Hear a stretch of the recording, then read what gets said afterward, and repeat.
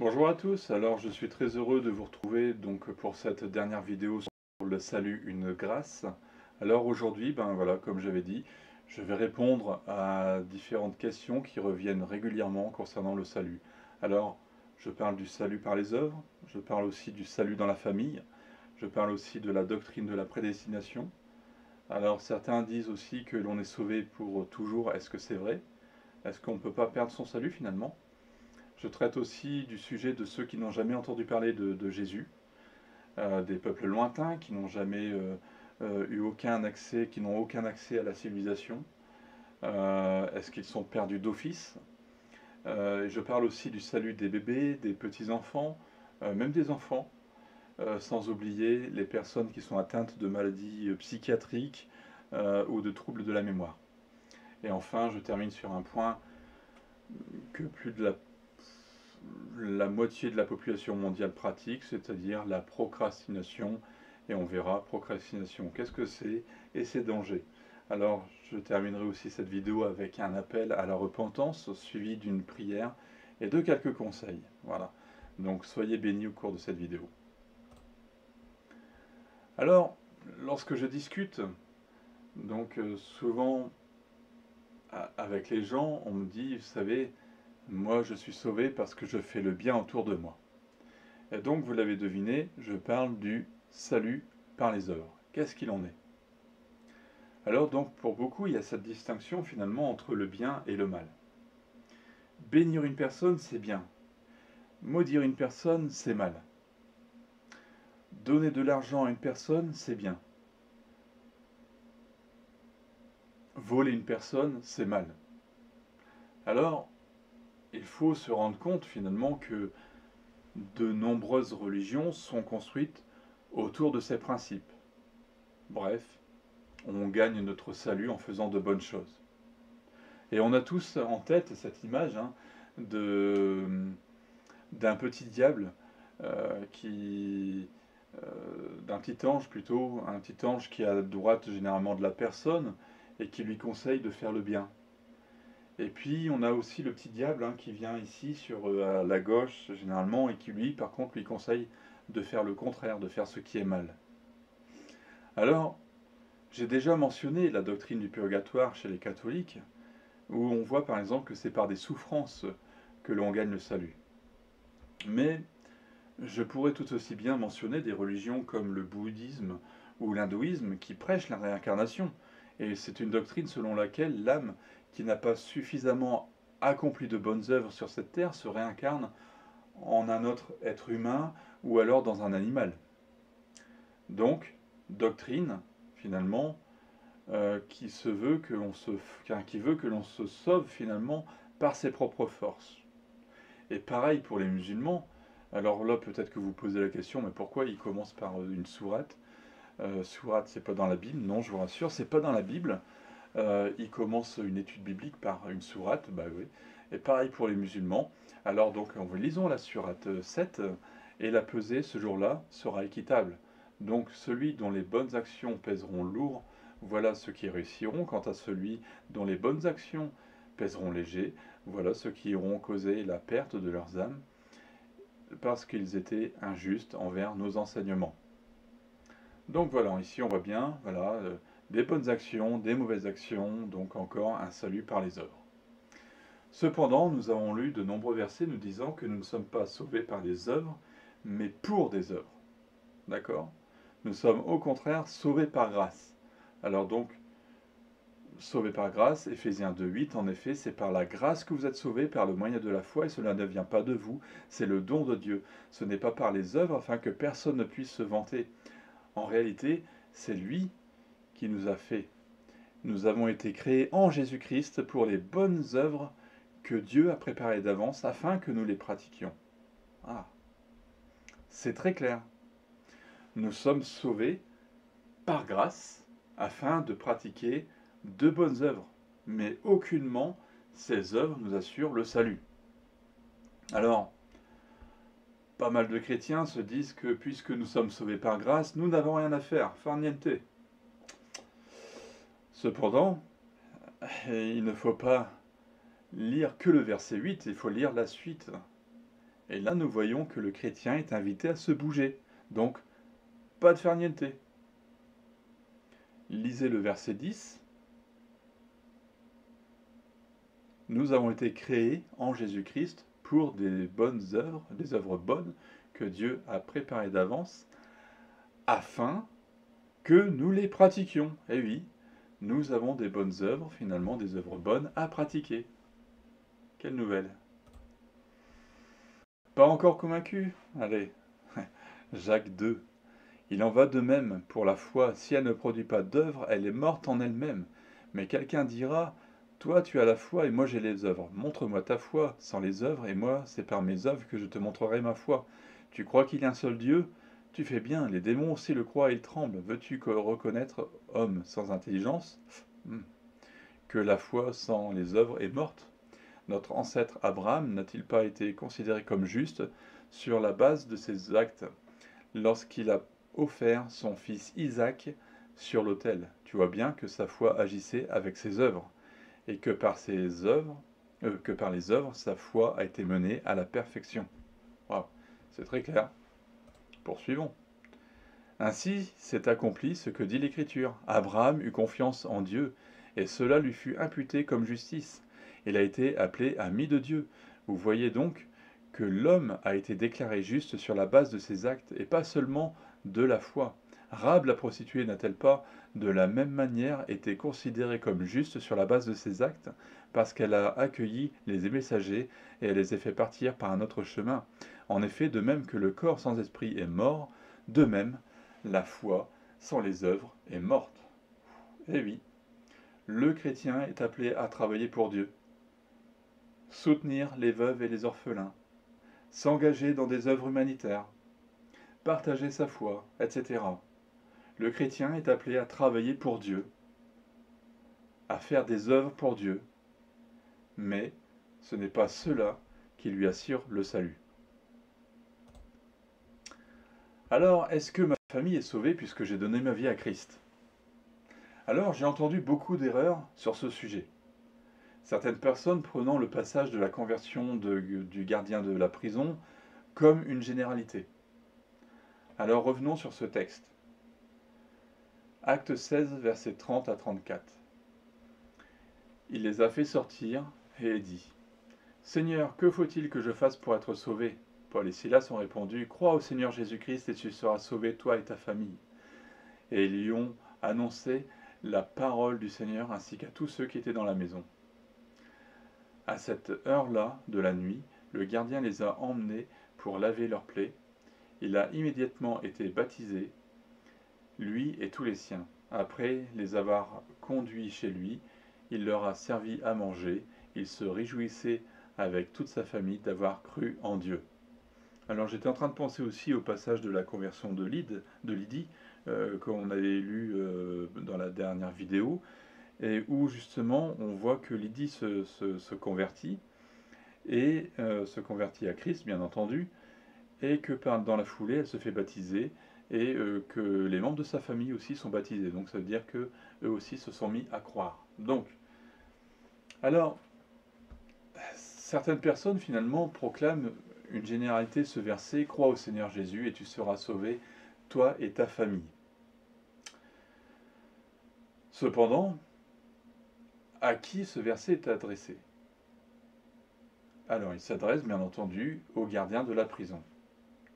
Et d'ailleurs, dans la suite du passage, nous voyons que Paul et Silas ont pu annoncer la parole du Seigneur dans la maison du gardien, et que pour donner suite à cela, toute la famille a pu être touchée finalement par le message de l'Évangile.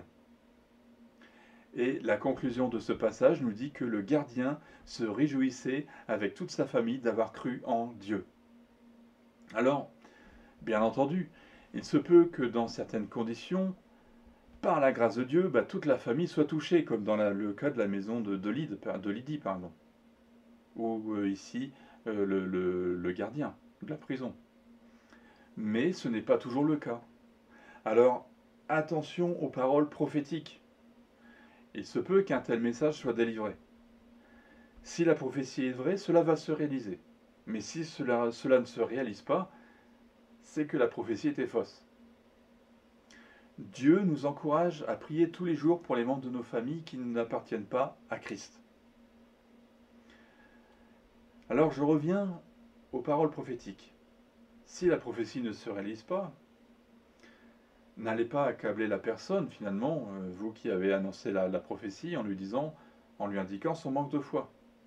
Mais examinez-vous plutôt afin de savoir si la prophétie venait réellement de Dieu ou si elle venait de vous. Alors ici, Paul et Silas finalement ont été conduits par Dieu pour proclamer que le gardien et sa famille seront sauvés. Alors je reviens quand même à cette histoire de prophétie au fait.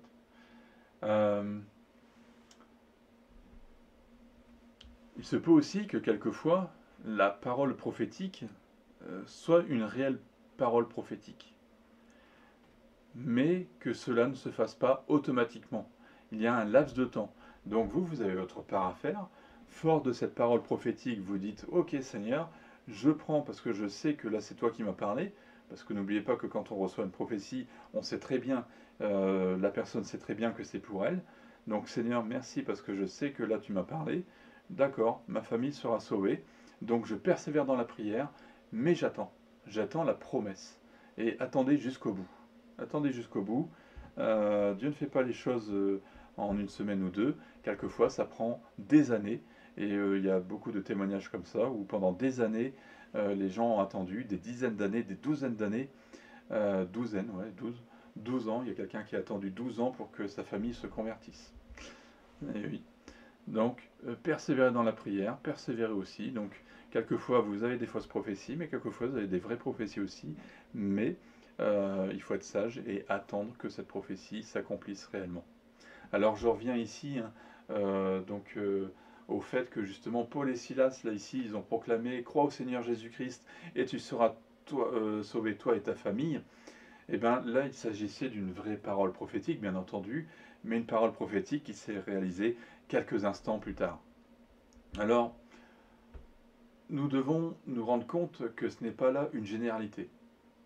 En effet, de nombreuses personnes, finalement, ont donné leur vie à Jésus, mais malheureusement, leur famille ne l'a pas fait. Et je dirais même qu'il y a aussi des grands hommes de Dieu, entre parenthèses, quand je dis grands hommes de Dieu qui vivent des choses extraordinaires, qui voient des miracles, des guérisons, qui ont un bon témoignage même dans leur famille, et qui pourtant ont des membres de leur famille qui n'appartiennent pas à Christ. Alors, ces fameux grands hommes de Dieu, hein, ont-ils moins de foi pour leur famille? Personnellement, je ne pense pas. Alors, est-ce que les miracles et les guérisons sont un facteur de conversion? Peut-être, mais pas toujours. Parce que finalement, regardez à Judas. Il a vécu dans une atmosphère de miracle. Vous n'oubliez pas en plus qu'il a participé au miracle, puisque Jésus a envoyé 2 par 2 ses disciples, et d'ailleurs il en faisait partie.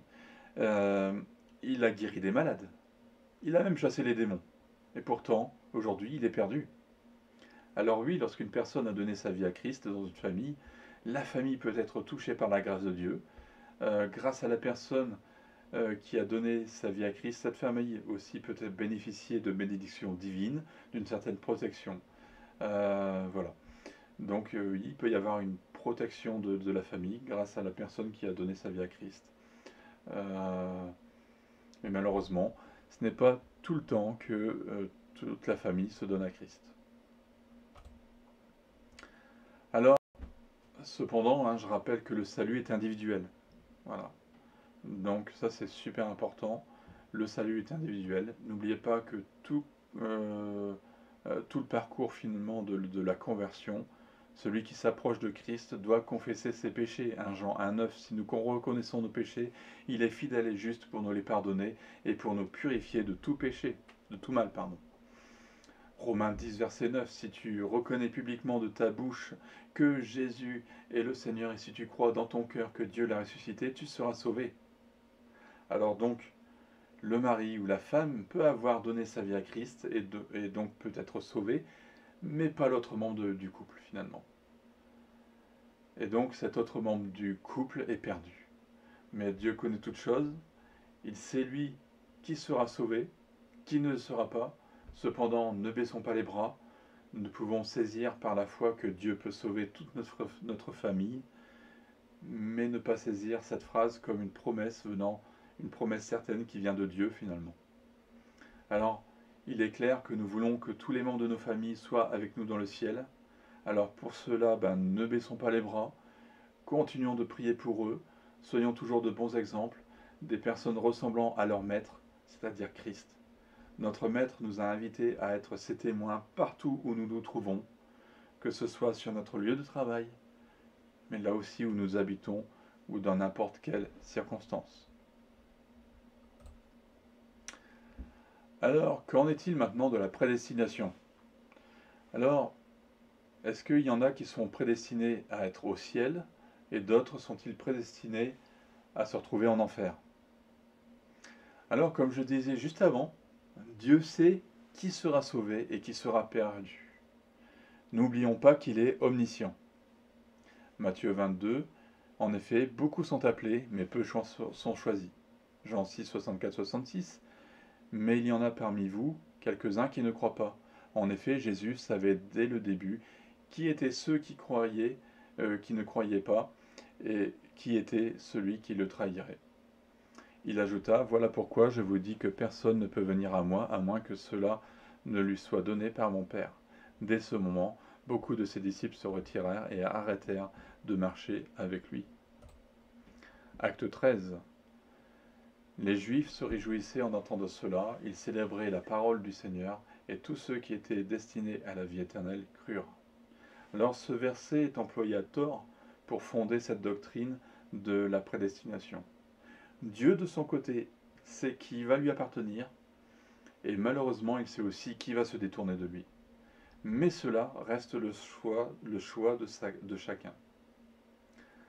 Avant d'expliquer cela plus en détail, poursuivons la lecture avec quelques derniers versets qui vont nous éclairer.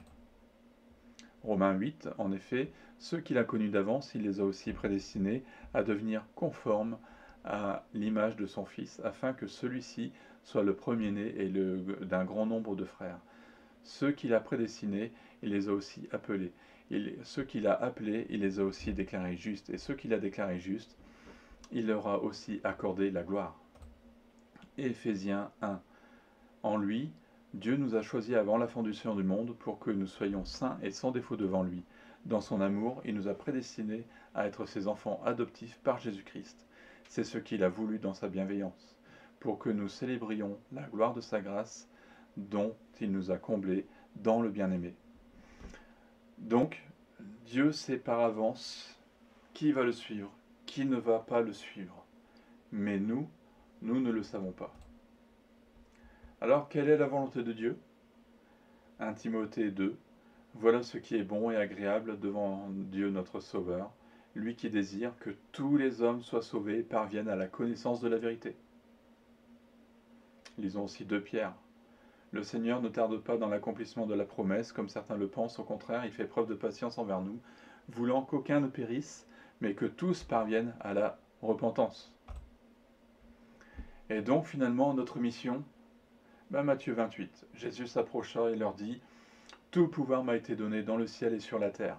Allez donc, faites de toutes les nations des disciples, baptisez-les au nom du Père, du Fils et du Saint-Esprit, et enseignez-leur à mettre en pratique tout ce que je vous ai prescrit. Et moi, je suis avec vous tous les jours jusqu'à la fin du monde. » Marc 16 plutôt, verset 15 aussi. Puis il leur dit, allez dans le monde entier, proclamez la bonne nouvelle à toute la création. Les termes aller, ce sont des ordres, c'est de l'impératif. À qui cela s'adresse-t-il? À ses disciples. Est-ce que vous en faites partie? Matthieu 24, cette bonne nouvelle du royaume sera proclamée dans le monde entier pour servir de témoignage à toutes les nations, alors viendra à la fin. Donc Dieu sait qui va lui appartenir et qui ne va pas lui appartenir, qui ne va pas le suivre. Cependant, nous ne le savons pas. Et comme nous venons de le lire dans ces 3 derniers versets, nous avons une mission à accomplir. Je dirais même plus, nous avons un ordre de mission confié par notre roi des rois, par notre Seigneur des seigneurs, par notre Maître, Jésus-Christ. Et comme vous le savez, chacun est responsable des choix qu'il fait devant Dieu. Chacun est libre de le suivre ou de ne pas le suivre. Nous devons progresser dans notre sanctification. Et là aussi, chacun est libre de progresser ou pas. Que celui qui se sanctifie encore.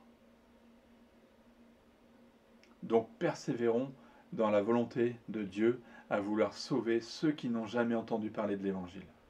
Encourageons aussi nos frères et sœurs dans la foi, qui n'ont pas une vie spirituelle qui est agréable au Seigneur, à avoir une vie spirituelle qui lui est agréable. Persévérons aussi individuellement dans la croissance spirituelle. Autre point, peut-on perdre son salut? Alors cette question fait souvent débat. D'un côté, il y a ceux qui disent « sauver une fois, sauver toujours ». Et d'un autre, il y a ceux qui disent que nous pouvons perdre notre salut. Alors comme nous avons deux affirmations, automatiquement, nous savons que l'un a raison et que l'autre a tort. Mais comme vous le savez parfaitement maintenant, chacun de nous est libre. Et lorsque l'on nous a présenté Jésus-Christ comme Sauveur et Seigneur, nous étions libres de l'accepter ou de le refuser, n'est-ce pas? Et de même, si aujourd'hui vous n'êtes pas chrétien et que vous entendez ce message, vous êtes libre. À la fin de cette vidéo, je vais faire un appel.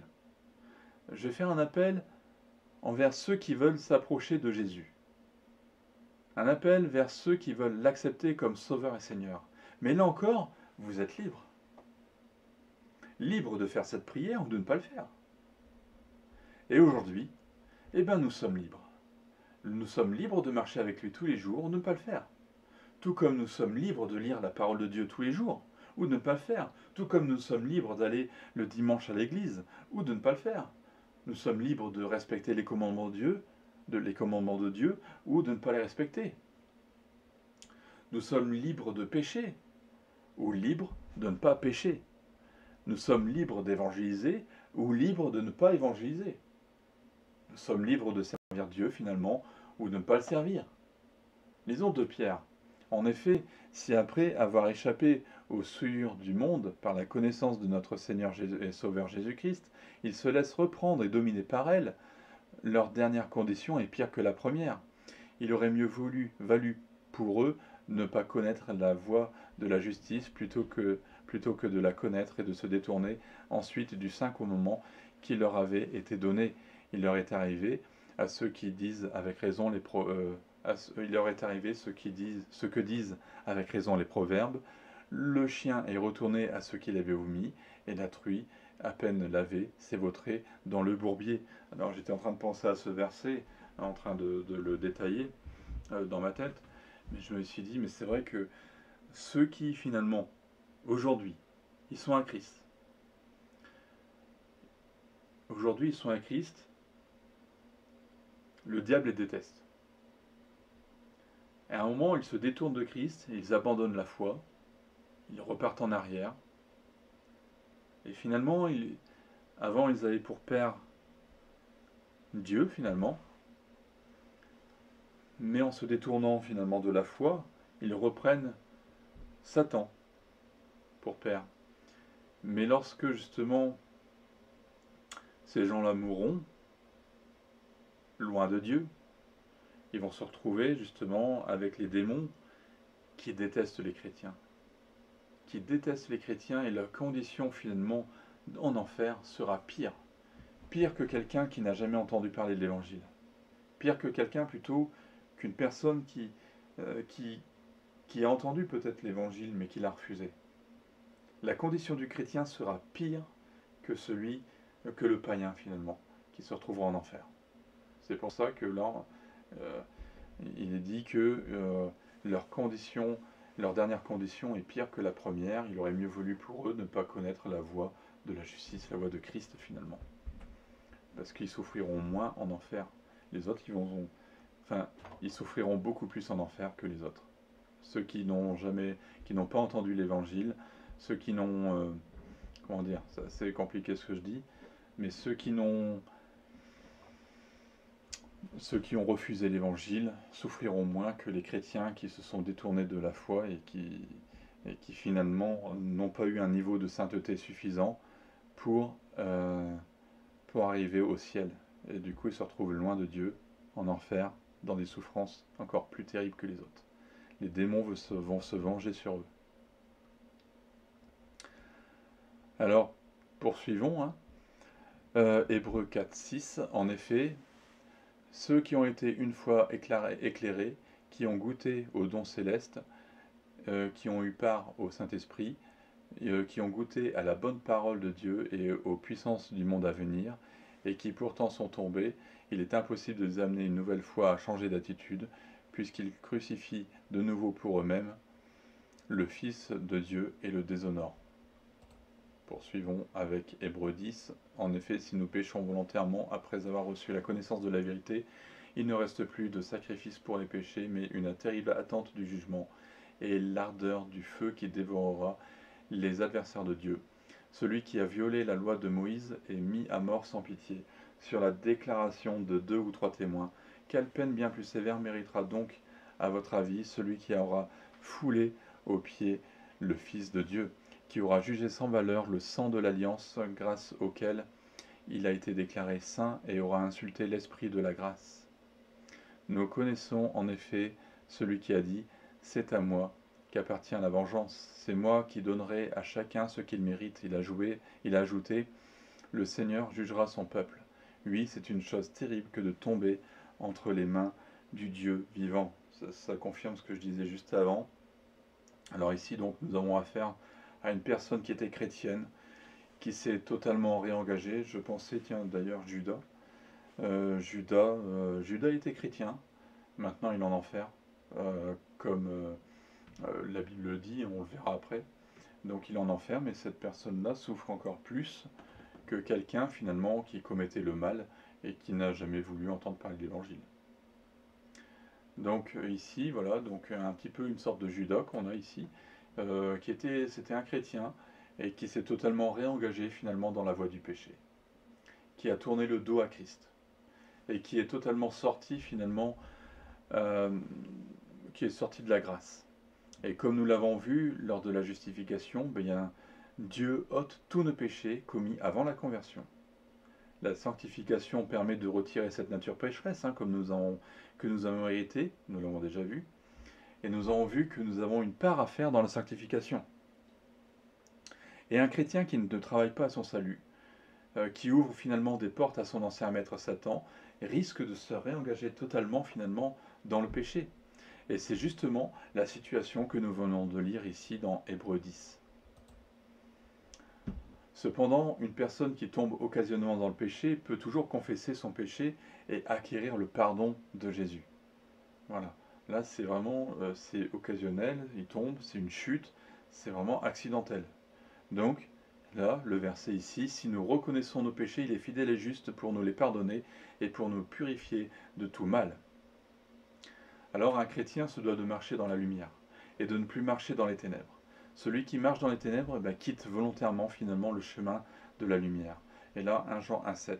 Mais si nous marchons dans la lumière, comme Dieu lui-même est dans la lumière, nous sommes en communion les uns avec les autres, et le sang de Jésus-Christ, son Fils, nous purifie de tout péché. Un chrétien qui marche dans la lumière n'a plus envie de pécher, l'envie même de pécher le dégoûte. Judas est venu à Christ. Il était donc sauvé. Mais a-t-il persévéré jusqu'à la fin? A-t-il été sauvé? J'ai déjà dit la réponse. Non. À la fin, il s'est détourné de la lumière. Et si vous voulez la confirmation, c'est dans Jean 17. Lorsque j'étais avec eux dans le monde, je les gardais en ton nom. Je les ai gardés en ton nom. J'ai protégé ceux que tu m'as donnés, et aucun d'eux ne s'est perdu, à part le fils de la perdition, afin que l'écriture soit accomplie. Ici, donc, on parle bien de Judas. Nous devons persévérer jusqu'à la fin. Matthieu 10, vous serez détestés de tous à cause de mon nom, mais celui qui persévérera jusqu'à la fin sera sauvé. 1 Corinthiens 15, je vous rappelle, frères et sœurs, l'évangile que je vous ai annoncé et que vous avez reçu et dans lequel vous tenez ferme. C'est aussi par lui que vous êtes sauvés si vous le retenez dans les termes où je vous l'ai annoncé, autrement votre foi aurait été nulle. 2 Timothée 2, 12. Si nous persévérons, nous régnerons avec lui. Si nous le renions, il lui aussi nous reniera. Si nous sommes infidèles, lui reste fidèle, car il ne peut se renier lui-même. Hébreux 10. Et le juste vivra par la foi, mais s'il revient en arrière, je ne prends pas plaisir en lui. Quant à nous, nous ne faisons pas partie de ceux qui reviennent en arrière pour leur perte, mais de ceux qui ont la foi pour le salut de leur âme. Ainsi, nous pouvons déclarer que la doctrine, une fois sauvée, sauvée toujours, est une fausse doctrine. Le chrétien est libre, libre de progresser dans sa vie spirituelle et de veiller sur sa vie spirituelle, mais aussi libre de quitter Christ pour se réengager dans le péché. Alors bien entendu, si nous voyons une personne se réengager totalement dans le péché, nous avons tout intérêt à l'en dissuader et de le faire revenir dans le droit chemin. Jacques 5 nous le dit. Mes frères et sœurs, si quelqu'un parmi vous s'était égaré loin de la vérité et qu'un autre l'y ramène, sachez que celui qui y ramènera un pécheur de la voie où il s'était égaré sauvera une âme de la mort et couvrira une foule de péchés. Tous les péchés peuvent être pardonnés, sauf le blasphème contre le Saint-Esprit. Mais concernant ce fameux blasphème, c'est quelque chose qui est très mal compris. Donc, j'en reparlerai dans un prochain cours qui lui sera totalement dédié.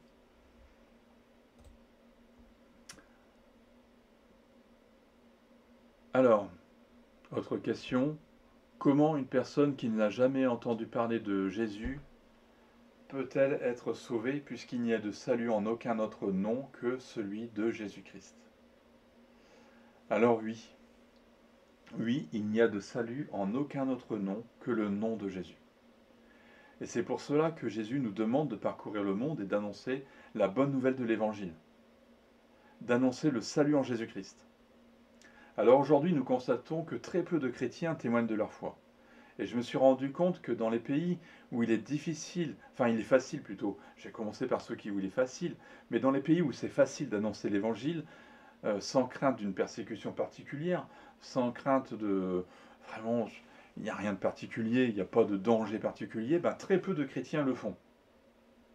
Par contre, dans les pays où il est difficile d'annoncer l'Évangile, où les chrétiens sont plus en danger de le faire, ils peuvent être lapidés, on peut les mettre en prison, on peut même les tuer, et bien bizarrement, c'est là que l'Évangile se répand plus facilement. Les chrétiens le font plus facilement. Plutôt curieux, n'est-ce pas? Alors, personnellement, je salue le courage de ces chrétiens qui risquent leur vie pour annoncer l'Évangile. Mais lisons Romains 10. En effet, toute personne qui fera appel au nom du Seigneur sera sauvée. Mais comment donc feront-ils appel à celui en qui ils n'ont pas cru? Et comment croiront-ils en celui dont ils n'ont pas entendu parler? Et comment entendront-ils parler si personne ne l'annonce? Et comment l'annoncera-t-on si personne n'est envoyé? Comme il est écrit qu'ils sont beaux les pieds de ceux qui annoncent la paix, de ceux qui annoncent de bonnes nouvelles. Cependant, Dieu est-il injuste? Alors nous savons que malgré les efforts de certains, l'Évangile n'est pas proclamé comme il le devrait. Alors nous avons vu précédemment que dans chaque nation, chaque peuple, il y a des règles de bonne conduite, des règles à ne pas transgresser. Par exemple, je sais que dans certaines ethnies, d'ailleurs dans la plupart des ethnies qui vivent encore comme au temps du Moyen-Âge, des ethnies qui n'ont aucune communication avec le monde civilisé, avec une civilisation quelconque, ces ethnies, ces petits peuples, ont mis finalement des systèmes de règles en place. Par exemple, il est interdit de tuer, il est interdit de violer, de commettre un inceste, etc. En bref, on retrouve pas mal de principes bibliques là-dedans. Et comme je l'avais déjà mentionné dans un précédent cours, on pourrait se demander d'où viennent ces règles. J'y avais répondu en disant que ces règles viennent de Dieu lui-même, puisque Dieu a mis en chacun des hommes une conscience de ce qui est bien ou de ce qui est mal. Il a mis dans chaque être humain la conscience de l'éternité. Ici, dans Ecclésiaste 3:11, il fait toute chose belle en son temps. Il a même mis dans leur cœur la pensée de l'éternité, même si l'homme ne peut pas la comprendre, ne peut pas comprendre l'œuvre que Dieu accomplit du début à la fin. Nous avons aussi Romains. Tous ceux qui ont péché sans la loi périront aussi sans la loi. Et tous ceux qui ont péché sous la loi seront jugés au moyen de la loi. En effet, ce ne sont pas ceux qui écoutent la loi qui sont justes devant Dieu, mais ce sont ceux qui la mettent en pratique et qui sont déclarés justes. Quand les non-juifs qui n'ont pas la loi font naturellement ce que prescrit la loi, ils se tiennent lieu de loi à eux-mêmes. Ah, on revient finalement à ce qu'on voit dans les ethnies. Bien qu'ils n'aient pas la loi, ils n'ont pas la Bible, ils n'ont pas Christ, ils n'ont pas l'Évangile. Ok. Ils montrent que l'œuvre de la loi est écrite dans leur cœur par leur conscience, car leur conscience en rend témoignage et leurs pensées les accusent ou les défendent tour à tour. C'est ce qui paraîtra le jour où, conformément à l'évangile que je prêche, Dieu jugera par Jésus-Christ le comportement secret des hommes. Jésus-Christ jugera le comportement secret des hommes. Ce qui est curieux, c'est que c'est avec ce verset-là, poursuivons. Rappelez-vous aussi qu'on avait mentionné ce passage de Romains 1,21. En effet, les perfections invisibles de Dieu, sa puissance éternelle et sa divinité se voient depuis la création du monde. Elles se comprennent par ce qu'il a fait, ils sont donc inexcusables, puisque tout en connaissant Dieu, ils ne lui ont pas donné la gloire qu'il méritait en tant que Dieu, et ne lui ont pas montré de reconnaissance. Au contraire, ils se sont égarés dans leur raisonnement, et leur cœur sans intelligence a été plongé dans les ténèbres. Alors, ce sont des passages qui démontrent que même dans ce que nous voyons autour de nous, nous percevons finalement la présence de Dieu. Ce sont des passages qui nous montrent que dans leur cœur, il y a cette notion de Dieu, cette notion de l'éternité, cette notion du bien et du mal. Et nous pouvons rapprocher cela avec un passage dans le livre des Actes des Apôtres, par exemple dans Acte 10, versets 34 à 35. Alors Pierre prit la parole et dit: en vérité, je reconnais que Dieu ne fait pas de favoritisme et que dans toute nation, celui qui le craint et qui pratique la justice lui est agréable. Alors, parmi ces peuples, il y a de nombreuses personnes qui prient un Dieu qu'ils ne connaissent pas et qui le craignent. Ils connaissent seulement Dieu par leur conscience. De telles personnes sont dans la même situation que les croyants de l'Ancien Testament. Elles peuvent être sauvées, non par leurs œuvres, mais par la grâce du sacrifice de Jésus-Christ. Rappelez-vous, il n'y a aucun nom qui lui ait été donné parmi les hommes par lequel nous puissions être sauvés. Les croyants de l'Ancien Testament, Jésus n'y était pas. Ils ont été fidèles à la loi. Et puisqu'ils ont été fidèles à la loi, eux ils sont morts et sont partis du côté du sein d'Abraham. Mais quand Jésus est mort, qui est passé 3 jours dans le sein d'Abraham, dans le séjour des morts, Jésus a proclamé la victoire, justement. Il a proclamé qui il était, qu'il était le roi des rois, le Seigneur, le Messie qu'on attendait depuis des siècles. Et puis finalement, donc dans ce séjour des morts, Jésus est devenu le sauveur des croyants de l'Ancien Testament. Et là, c'est exactement pareil. Toute personne passera devant Jésus, le juste juge. Et toute personne, finalement, c'est toutes ces personnes, finalement, qui passeront devant Jésus, Jésus qui connaît parfaitement la vie de chacun, comme on l'a lu dans le verset de tout à l'heure, le cœur de chacun. Donc oui, dans ce sens, c'est Jésus seul qui est la porte qui mène à Dieu. Et dans ce sens, il n'y a de salut en aucun autre nom que dans le nom de Jésus.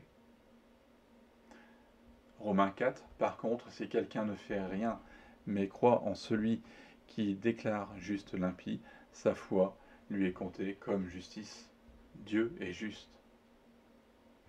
Est-ce que les gens qui n'ont pas entendu parler de Jésus doivent être condamnés parce que les chrétiens qui, eux, ont la connaissance de Jésus ont préféré rester chauffer les chaises dans leurs églises?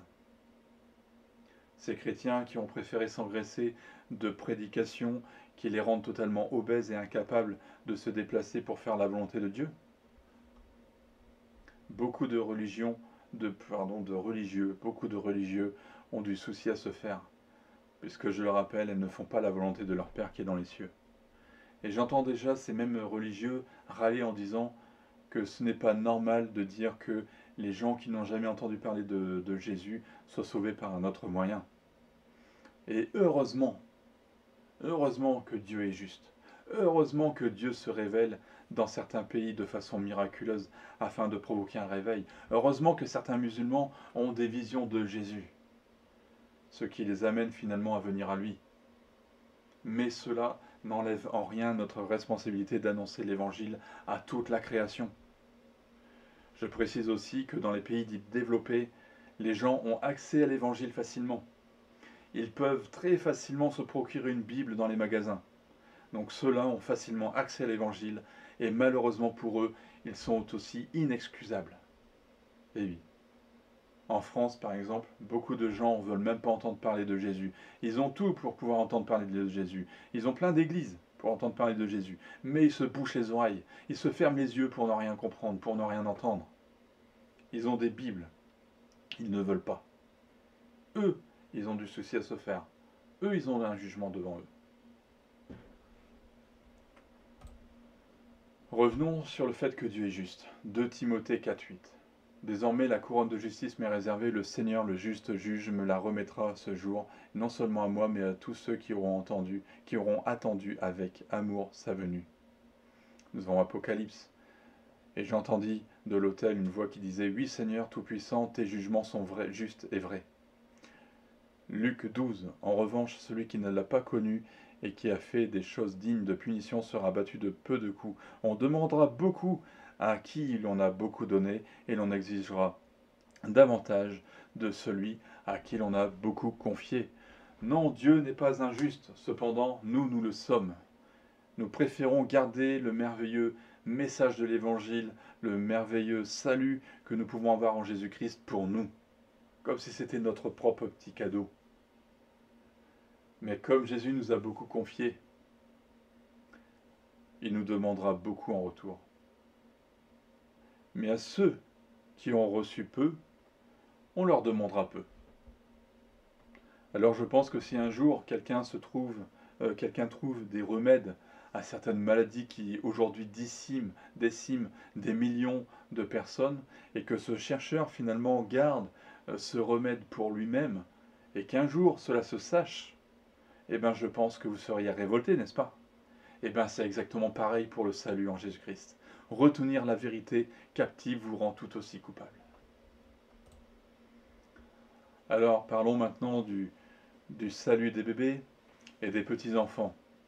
Alors nous avons déjà abordé le salut des bébés.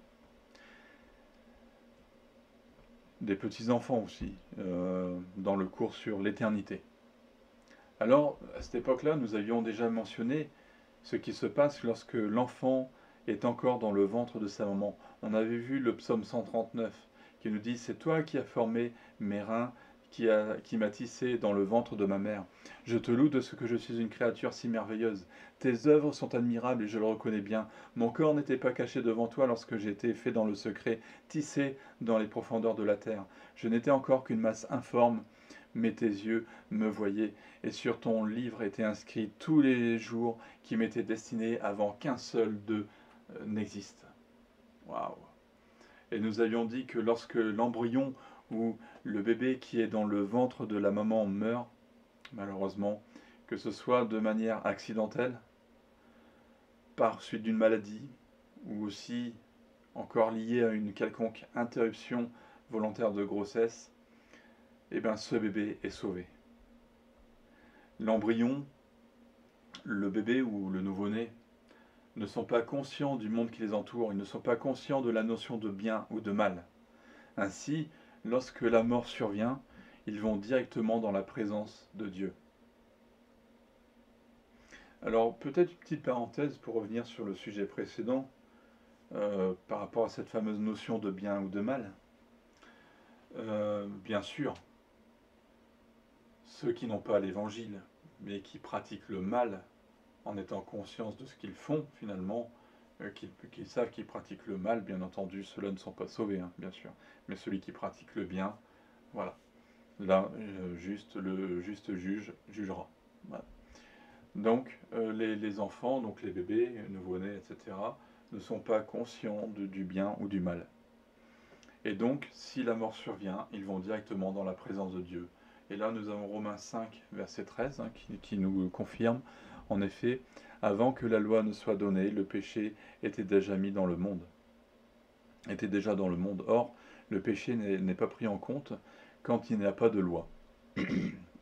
Alors, jusqu'à un certain âge, l'enfant n'est pas apte à comprendre ce qui est bien ou ce qui est mal. Cependant, il y a un âge où l'enfant commence à grandir. Et il sait faire la différence entre ce qui est bien ou ce qui est mal. À cette période-là, il est déjà en âge d'accepter Jésus comme son sauveur et Seigneur. Et s'il ne les fait pas, il est tout aussi coupable que l'adulte qui meurt, étant conscient de sa situation.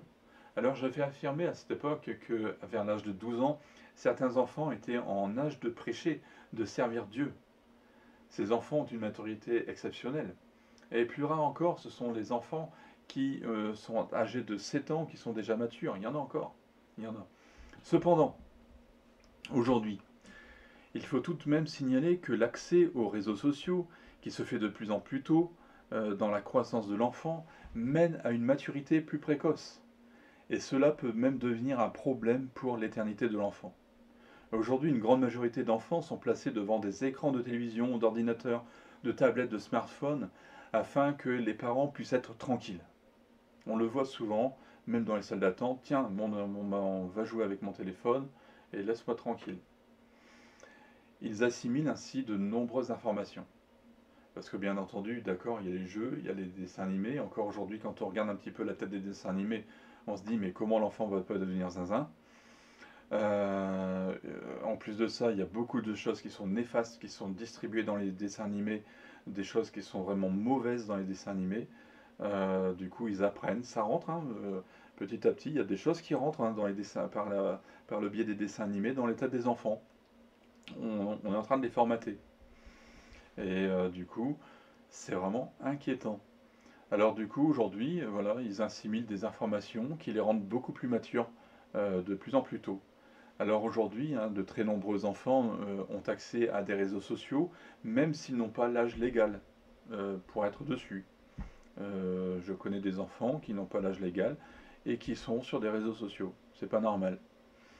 Et après, on va se plaindre qu'il y a des problèmes.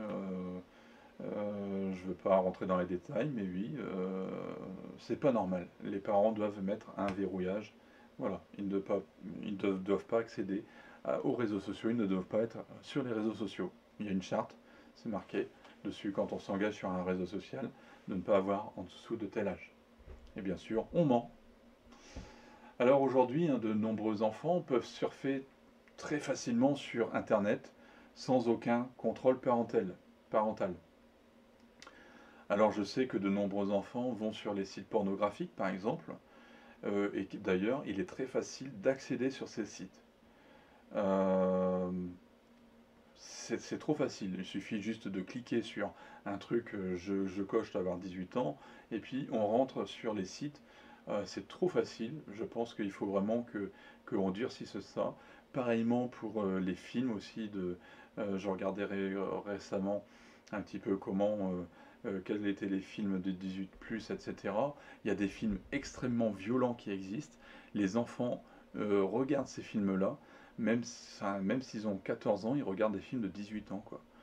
Je trouve ça aberrant. Les jeux vidéo, c'est exactement pareil. Il y a des jeux vidéo, c'est interdit aux moins de 18 ans, et pourtant des enfants de 14 ans jouent avec des jeux vidéo interdits aux moins de 18 ans. C'est un très gros problème. Ainsi, tout cela finalement mène à ce que les enfants soient matures de plus en plus tôt. ce qui est très dangereux pour eux, puisque leur éternité est en jeu. Et pareil, parallèlement à ça, les chrétiens sont frileux de leur annoncer l'évangile en pensant que c'est trop tôt pour eux. Je trouve ça très curieux, moi, personnellement. Alors, pour certains films, c'est pas trop tôt. Pour les réseaux sociaux, c'est pas trop tôt. Pour Internet, c'est pas trop tôt. Pour apprendre certaines choses sur la théorie du genre ou autre, c'est pas trop tôt. Mais les choses de Dieu, c'est beaucoup trop tôt. Je pense qu'il y a un problème. Raisonnez. Un enfant qui est mature et qui est en âge de comprendre l'œuvre finalement de Jésus, euh, eh ben, il a nécessité de l'accepter comme son sauveur et Seigneur. Et s'il ne le fait pas, je suis désolé de vous dire, mais il est tout aussi coupable qu'un adulte, finalement. Donc oui, il y a des enfants qui sont en enfer. Marc 10, voyant cela, Jésus fut indigné, leur dit, laissez les petits enfants venir à moi, et ne les en empêchez pas, car le royaume de Dieu est pour ceux qui leur ressemblent. Alors parlons rapidement du salut des personnes atteintes de maladies psychiatriques et de dégénérescence de la mémoire. Alors, pareillement que pour un enfant nouveau-né, les personnes atteintes de certaines maladies psychiatriques ou de troubles de la mémoire, style Alzheimer, etc., ne sont pas conscientes de ce qu'elles font et donc ne peuvent pas être condamnées pour une chose dont elles ne sont pas conscientes. Et là, le verset de Romains 5 s'applique. En effet, avant que la loi ne soit donnée, le péché était déjà dans le monde. Or, le péché n'est pas pris en compte quand il n'y a pas de loi. Voilà, tout simplement. Alors, en quoi la procrastination est-elle dangereuse? Alors, peut-être qu'il y en avait qui étaient curieux, qui n'ont peut-être pas attendu, qui ont été voir un dictionnaire rapidement. Qu'est-ce que c'est que la procrastination? Qu'est-ce que c'est que ce mot bizarre? Eh bien, la procrastination, c'est le fait de remettre les choses à plus tard. Pour certaines choses, la procrastination n'est pas grave en soi, mais sur le plan spirituel, si. Jacques 4. À vous maintenant qui dites, aujourd'hui ou demain, nous irons dans telle ville, nous y passerons une année, nous y ferons des affaires et nous gagnerons de l'argent. Vous qui ne savez pas ce qui arrivera demain, en effet, qu'est-ce que votre vie? C'est une vapeur qui paraît pour un instant et qui disparaît ensuite. Vous devriez au contraire dire, si Dieu le veut, nous vivrons et nous ferons ceci ou cela. Et nous avons aussi Luc 12 aussi, il leur dit cette parabole, les terres d'un homme riche avaient beaucoup rapporté, il raisonnait en lui-même disant, qu'est-ce que je vais faire? En effet, je n'ai pas de place pour rentrer ma récolte. Voici ce que je vais faire, se dit-il. J'abaîtrai mes greniers, j'en construirai de plus grands, et j'y amasserai toute ma récolte et tous mes biens. Et je dirai à mon âme, tu as beaucoup de biens en réserve pour de nombreuses années. Repose-toi, mange, bois et réjouis-toi. Mais Dieu lui dit, homme dépourvu de sens, cette nuit même, ton âme te sera redemandée, et ce que tu auras préparé, pour qui cela sera-t-il? Alors, beaucoup de personnes ont une fâcheuse tendance à remettre les choses spirituelles au lendemain. Seulement, en ce qui concerne le salut, remettre les choses au lendemain, c'est un pari risqué. Et comme nous savons, et comme d'ailleurs nous le voyons dans les deux textes que nous venons de lire, nous ne sommes pas maîtres de notre destin. Maintenant même, nous sommes en vie. Alors, ainsi, nous avons finalement cette opportunité de choisir la vie, c'est-à-dire de choisir Christ. Mais demain, ou même l'instant d'après, même tout de suite, est-ce que vous serez encore vivant? Vous ne le savez pas, moi je ne le sais pas non plus. Dieu seul le sait. Dieu connaît le nombre de nos jours. Alors pourquoi risquer gros et ne pas choisir d'accepter Jésus lorsque vous en avez encore l'occasion? Ici dans Hébreux 3, il est écrit, c'est pourquoi, comme le dit le Saint-Esprit, aujourd'hui si vous entendez sa voix, n'endurcissez pas votre cœur comme lors de la révolte, comme le jour de la tentation dans le désert. Hébreux 4, c'est pourquoi Dieu fixe de nouveau un jour, aujourd'hui, en disant, bien longtemps après par David cette parole déjà citée, aujourd'hui, si vous entendez sa voix, n'endurcissez pas votre cœur. Nous avons Luc 19. Alors Jésus dit à son propos, le salut est entré aujourd'hui dans cette maison, parce que lui aussi est un fils d'Abraham. En effet, le Fils de l'homme est venu chercher et sauver ceux qui étaient perdus. Alors ces textes nous disent aujourd'hui. Et en effet, aujourd'hui c'est un jour qui est certain. Demain, c'est incertain. Demain, on ne sait pas si on sera encore debout. Aujourd'hui, c'est bien, mais maintenant, c'est encore mieux. 2 Corinthiens 6,2. En effet, il dit, au moment favorable, je t'ai exaucé. Le jour du salut, je t'ai secouru. Voici maintenant le jour du favorable. Voici maintenant le jour du salut. Maintenant, vous pouvez donner votre vie à Christ. C'est à vous de choisir. Alors que vous êtes en train de vous noyer dans cette boue du péché, que vous n'avez finalement aucune solution par vous-même, Jésus tend sa main vers vous. Et vous avez le choix. Soit lui tendre votre main et donc accepter votre aide, soit lui refuser et rester dans votre situation, rester au fond de votre trou, misérable et malheureux. Du choix que vous ferez maintenant dépendra de votre éternité. Je ne sais pas où vous en êtes avec Dieu aujourd'hui. Peut-être que c'est la première fois que vous entendez parler de Jésus. Peut-être que quelqu'un a vu que vous étiez dans une situation désastreuse et que par amour pour vous, elle vous a parlé de ce Jésus qui peut vous aider.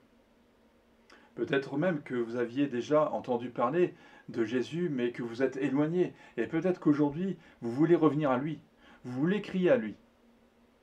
Et c'est une bonne chose, car Jésus est le seul qui puisse vous aider. Peut-être que cela fait des années que vous êtes chrétien et que vous vous battez sans cesse avec le péché. Peut-être n'avez-vous pas réellement vécu une vraie repentance. Bref, dans votre océan de désespoir, dans cet océan de doute, d'échec, vous avez reçu une bouée de sauvetage. Cette bouée étant le message de l'Évangile. Le sauveteur n'est pas encore là, mais il attend juste un signe de votre part. Et si vous vous sentez concerné par cet appel, ne repoussez pas le moment, car maintenant est le jour favorable, maintenant est le jour du salut. Si vous voulez faire ce pas de foi, je vous invite à déclarer, à incliner votre tête, à fermer peut-être les oreilles, à ne plus vous concentrer à ce qui se tourne autour de vous, à ce qui se trouve autour de vous, mais inclinez vos têtes et fermez vos yeux et déclarez: Seigneur Jésus, je reconnais que jusqu'à présent, j'ai fermé mes yeux à toi, que je ne voulais pas te connaître et que j'ai dirigé ma vie comme je l'entendais. J'ai marché dans l'ignorance sans me préoccuper de toi. Mais à partir de maintenant, je te donne ma vie. Ma vie est remplie de péchés. J'ai péché contre toi. Je te demande pardon pour toutes mes fautes, pour tous mes péchés, et pour tout ce que j'ai pu faire ou dire qui t'a déplu. Je confesse de ma bouche que tu es le Fils de Dieu. Je crois que tu es mort sur une croix par amour pour moi, et je crois que sur cette croix tu as porté ma condamnation. Tu as pris mes péchés, et je crois que tu es ressuscité. Merci pour le pardon de mes péchés, car je crois, comme ta parole me le dit, que mes péchés sont effacés. Je déclare qu'à partir de maintenant, je suis enfant de Dieu. Je déclare que les choses anciennes sont passées et que toutes choses sont devenues nouvelles. Je déclare qu'il n'y a plus de condamnation. Aujourd'hui, je te reçois comme mon Sauveur et mon Seigneur. Je m'engage à lire ta parole et à respecter tes commandements. Je m'engage à grandir dans la foi et à vivre d'une manière qui te soit agréable. Je m'engage à me faire baptiser en obéissance à ta parole. Je m'engage à être un témoin pour toi. Je prends la décision de manifester le fruit de l'Esprit. Merci aussi pour le Saint-Esprit qui m'accompagne tous les jours de ma vie. Merci pour le Saint-Esprit qui m'enseigne. Merci pour le baptême dans le Saint-Esprit. et pour les dons spirituels que tu m'accorderas en ton temps. Amen. Alors voilà, maintenant, si vous avez fait cette prière, vous êtes une nouvelle créature. Vous êtes né de nouveau. Vous entrez dans la grande famille de Dieu. Alors, entourez-vous, c'est quelques conseils que je vous donne, entourez-vous de chrétiens sincères qui ont vécu une réelle expérience de transformation avec Dieu. Trouvez une église évangélique qui enseigne la parole de Dieu dans la vérité et engagez-vous dans les eaux du baptême. Alors, si vous avez fait cette prière et que vous ne savez pas quoi faire ensuite, que vous ne trouvez pas d'église proche de chez vous, ou que vous avez besoin d'un suivi spirituel, je vous invite à me contacter à l'adresse de axelministries@gmail.com, dont l'adresse se trouve sur la page YouTube. Alors je vous retrouve bientôt pour une nouvelle vidéo sur un nouveau thème, ce sera le thème de la foi. Que Dieu vous bénisse.